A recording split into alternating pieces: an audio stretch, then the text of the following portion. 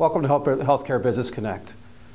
Today we're going to be discussing ways to shorten and control medical sales cycles. As I work and coach with many healthcare sales professionals, one of the biggest challenges that we hear is that sales cycles take too long and they're too expensive and there's too much unpaid consulting that goes on. As we begin our conversation today, I'm going to reflect on three different types of examples where medical sales cycles have typically taken extremely long and been very expensive and fraught with upfront unpaid consulting. First of all, there's the technology or the typical new technology type of situation where you have newer or better equipment that's coming to the table to solve healthcare needs. An example of this being many years ago, it's involved with a piece of equipment called a lithotripter. They used to break up kidney stones. This is a better part of about a 30-year-old technology today, and there's been about 4 different generations of lithotripters. As the first machines came out, they were actually an old bathtub that was related to breaking up kidney stones using shock waves and technology to target the stones and then using basically sound waves to pulverize and help the stones to break up. A number of years later, I became involved with a company that came out with a new technology that was designed to use less anesthesia, be faster in its treatment times, and at the same time required less equipment in the room and a less expensive type of construction. As the company came to the table with this new technology, new drawings were required to show how the configuration of the new equipment would exist. So you brought in basically building prep people in the hospitals or in the imaging centers or in the surgical centers. Also, new configurations were required to figure out how the power would work around the technology. New budgets were required to figure out how to pull together the solutions. New configurations had to be prepared and compared so that you could figure out how you were going to install this new equipment. As you're listening to this conversation, what you're hearing is probably the better part of 9 months to a year worth of preparation and questions and milling around the hospital or the surgery center to try and figure out how you were going to begin a project of selling a new lithotripter with technology. Second example I'll give is one where better clinical outcomes were promised. As better clinical outcomes are promised in equipment, generally the hospital or the practices will require you to show all the parties that are involved how that clinical outcome is going to be better or how the patients will be served better. Example being the same technology of lithotripsy. As this new technology came about, promises were made that less anesthesia was going to be required. So you had to work with all the different practices and doctors in the facilities to actually visit all the different players that are involved in this treatment. You had to go out and visit, first of all, the technologists. You had to talk to the nurses and anesthesiologists. You had to get involved with the doctors that were involved. You had to actually get involved with studies and research. So all these things require proof and examples and visits to all the different parts of the hospital, which in general, we're talking about 12 to 18 months worth of sales that was taking place in one company while people tried to figure out ways to sell new clinical and better treatment. Third methodology, or third issue or story would be one where it was involved with PACS and or moving images around facilities. So you're now talking about better software that's supposed to make diagnosis and treatment of patients better.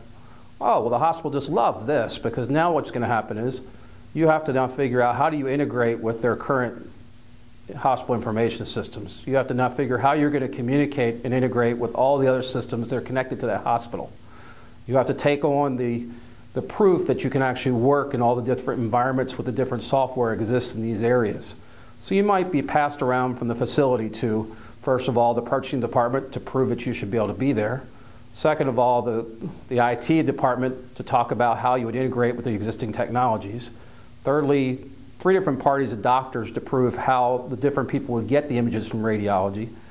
And what you're hearing here is a whole lot of stories with a whole lot of different parties that are forcing you to navigate throughout the hospital and the practices in order to prove that you have something to actually even sell.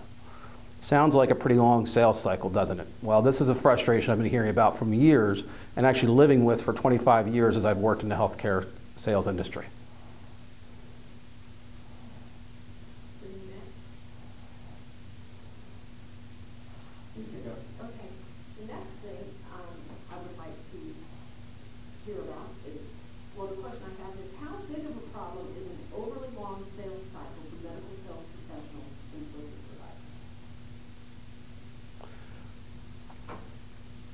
You know, as you're listening to me describe these different areas, can you imagine trying to bring together the actual cost and the reduction in margin and actually the over expense of providing solutions in these areas when the sales cycles are this long?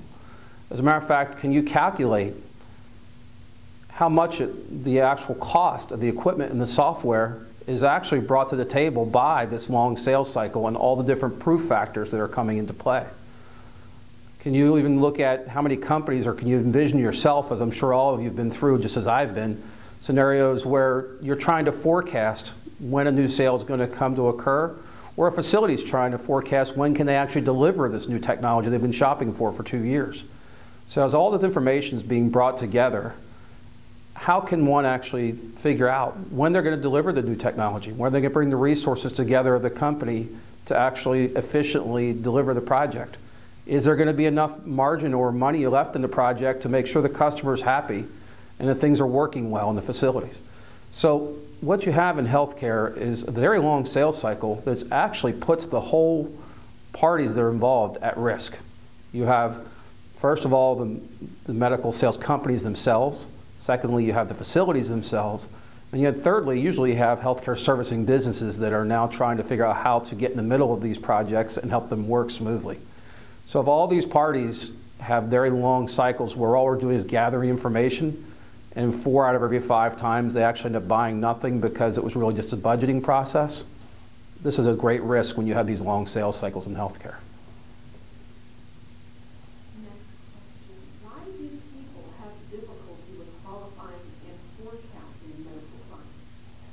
Yeah, it's a great question. Medical clients and medical opportunities have always been very difficult to forecast, because what happens is that you have to understand. I'm going to stop you for a minute. Yeah. Make sure you go back. Okay.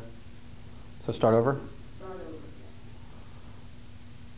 Medical prospects and opportunities have always been very difficult to forecast, because you have to understand that the medical facilities have actually been professional shoppers for many years. And they really never bring you the real problem.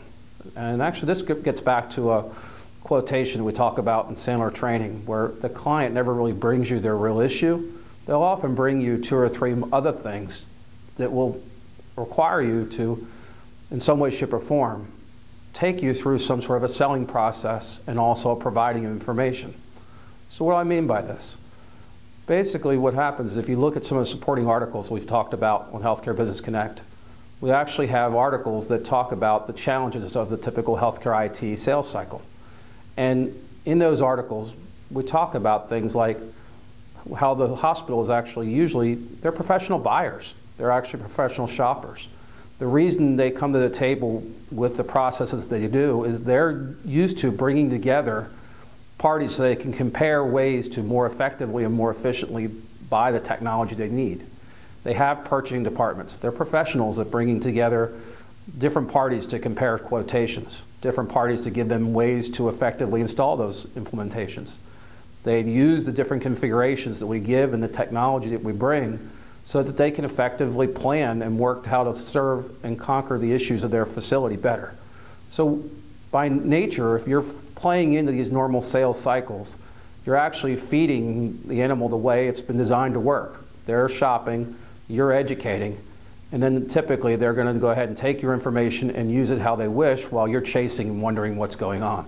So that chasing and wondering produces very bad forecasting and unpredictable sales cycles. I want to get into the solution side now. Mm-hmm. And